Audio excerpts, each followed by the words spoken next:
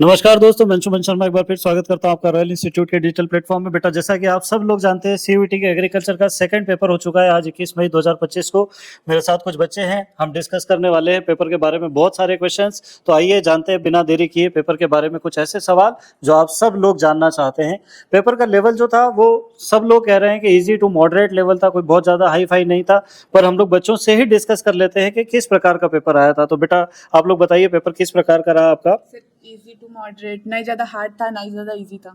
Easy easy कितने questions अपन average मान सकते हैं? 15, 20, 25, 30 ऐसे?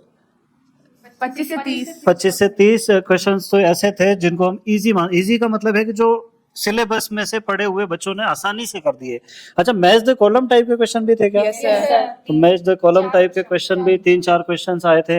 अच्छा, हॉर्टिकल्चर में मैच द कॉलम ज्यादा थे या एग्रोनॉमी में? एग्रोनॉमी में। एग्रोनॉमी में ज्यादा था। अच्छा, मैंने ऐसा सुना है कि अभी जो पेपर हो रहे हैं सीयूईटी में, सिलेबस के अकॉर्डिंग पेपर हो रहे हैं, साथ ही साथ इसमें सिर्फ डाटा या फैक्ट्स नहीं पूछ रहे हैं। वो लोग जो फसल उत्पादन की प्रक्रियाएं हैं या किसी फसल में की जाने वाली विशेष क्रियाओं का क्रम है, तो क्रम वगैरह से क्वेश्चन आ रहा है? Yes sir, yes sir. चलो बहुत बढ़िया। अच्छा, जो आपके पैराग्राफ आए थे, कितने पैराग्राफ आए थे? 2 पैराग्राफ आए थे। पहला कौन से टॉपिक में से था? एक केसीसी।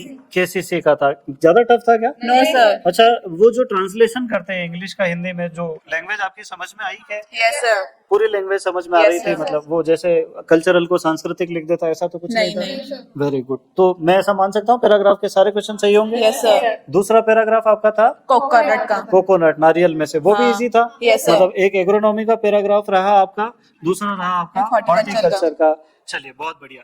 अच्छा, अगर हम क्वेश्चंस की बात करें तो तीनों आपके टॉपिक आए थे, एग्रोनॉमी, हॉर्टिकल्चर, एनिमल हस्बेंड्री। क्या बायोलॉजी टच कुछ क्वेश्चन थे? Yes, sir. अच्छा, एक तो वो जो क्वेश्चन था कोशिका का पावर हाउस, हाँ, पावर हाउस वो ऑफ तो द हमेशा सेल। से ही आता है, हमेशा से। बहुत बढ़िया क्वेश्चन है। हाँ, सिंगेमी का क्वेश्चन आया था और डोमिनेंस वाला क्वेश्चन आया था, एपोमिक्सिस भी था। एपोमिक्सिस।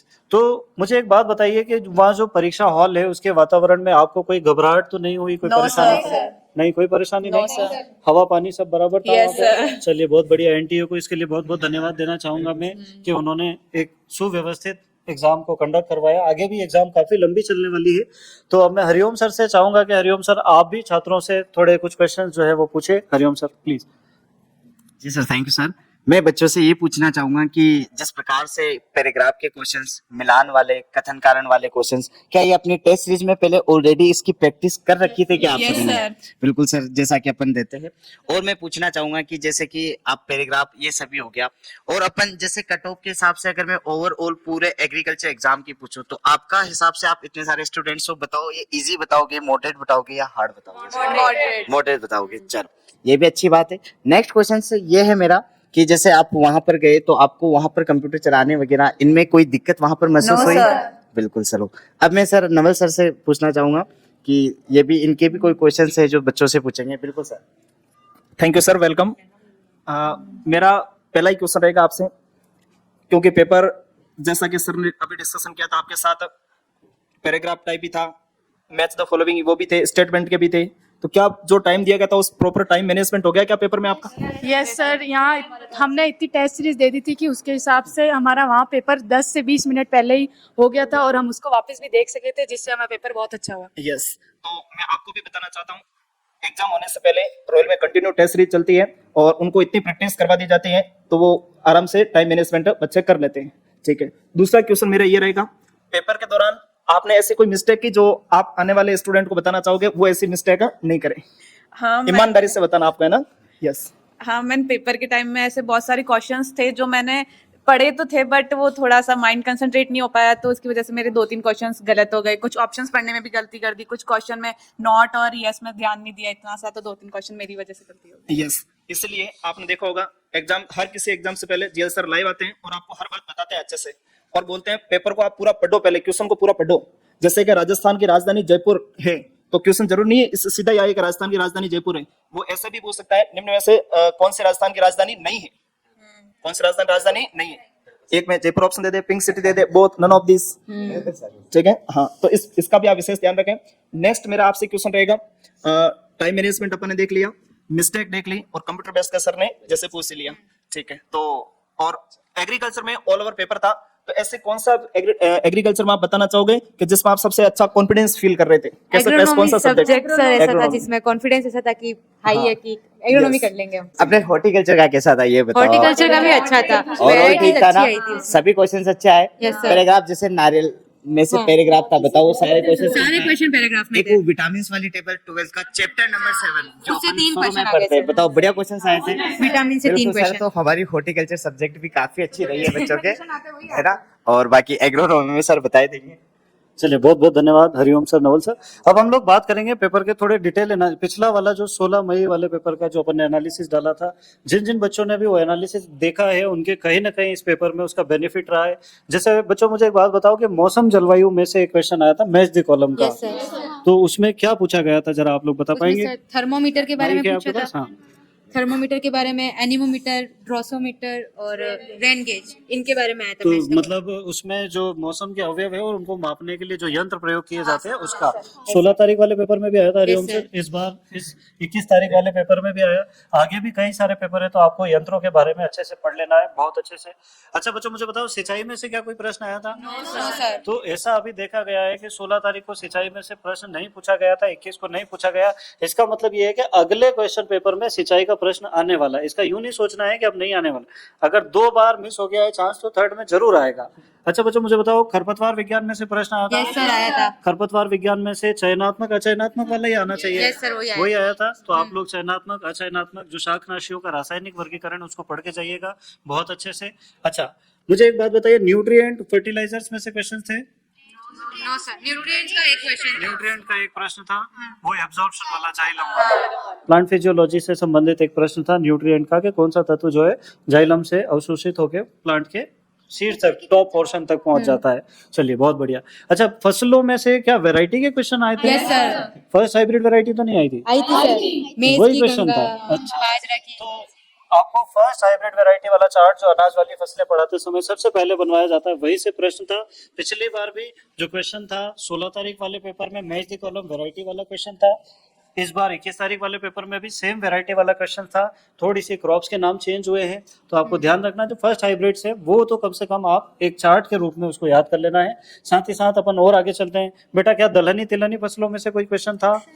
ऑप्शंस में थे पर ऑप्शंस में थे पर मेन क्वेश्चन उनका नहीं question था। clearly अच्छा नहीं पता। क्या गन्ना कपास में से कोई हाँ, क्वेश्चन सर। था? मुझे जहां तक याद आ रहा है कपास में से कोई सा क्रोनोलॉजिकल ऑर्डर का सही क्रम में जमाइए, इस प्रकार का प्रश्न था। गन्ने में से था। गन्ने में से था, है ना, जो टाइम रेटूनिंग का था। रेटूनिंग और मिट्टी चढ़ाना वगैरह वगैरह। अच्छा ठीक है, तो गन्ने को आप एक बार और अच्छे से देख लीजिए।